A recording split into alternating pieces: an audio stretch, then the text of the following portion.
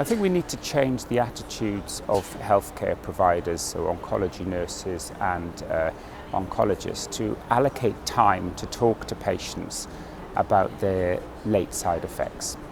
It's drummed into us that the priority is to get that patient into remission at all costs, and once you've achieved that, your job is done. And that message has been reinforced by the government in the sense that we have to discharge patients early and send them back to GPs who perhaps are not empowered to deal with these late effects. So I think the whole structure of oncology needs to change. We can get people into remission now, or we control long-term metastatic disease. But what's actually affecting that patient is they've got profound fatigue, which means they can't work. It'll affect their relationships with their family, so they become maybe more lonely. They actually, financially unstable. So, it's a big priority for the patient. Now, unfortunately, medical treatments are quite, there's not many medical treatments which can address things like fatigue. But we know one of the best things for fatigue is daily light exercise. But patients are frightened. We know from the study we're presenting today, patients are frightened to exercise with fatigue because they think it's going to make them worse.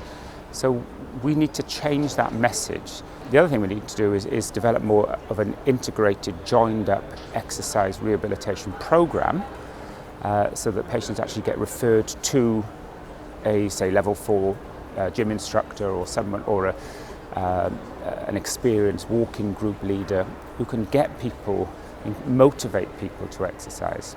There's also a self-fulfilling prophecy here. A lot of our patients, for example, don't exercise because they have arthritis. So they as soon as they start walking, they feel pain and stop. But we know the best thing for arthritis is actually to exercise regularly. So you have to go through that pain barrier and try to keep moving. Even though it's hard work, you're feeling tired and you're in pain, you will reap dividends eventually.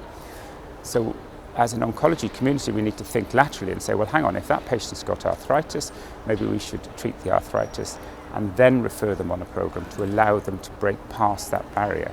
And that's where foods come in nicely, because again, if you look at people who eat lots of polyphenols and broccoli, green tea, turmeric, pomegranates, things like that, communities which eat a lot of those polyphenols have a lower incidence of arthritis. If you look at a lot of the animal and cell line data, there's a lot of properties within these foods which are seen to protect chondrocytes, and they stop apoptosis of cartilage cells or breakdown of cartilage cells, and they even have a positive influence on this matrix metalloproteinase enzyme, which is responsible for remodeling joints.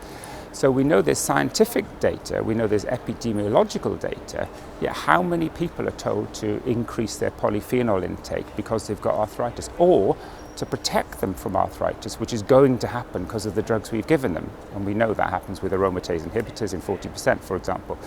So again, it's a change of attitude to say, look, we can't help these people with tablets because they may not tolerate them, but how many times do we sit down and say to them, you need to look at your diet, you need to increase the polyphenols.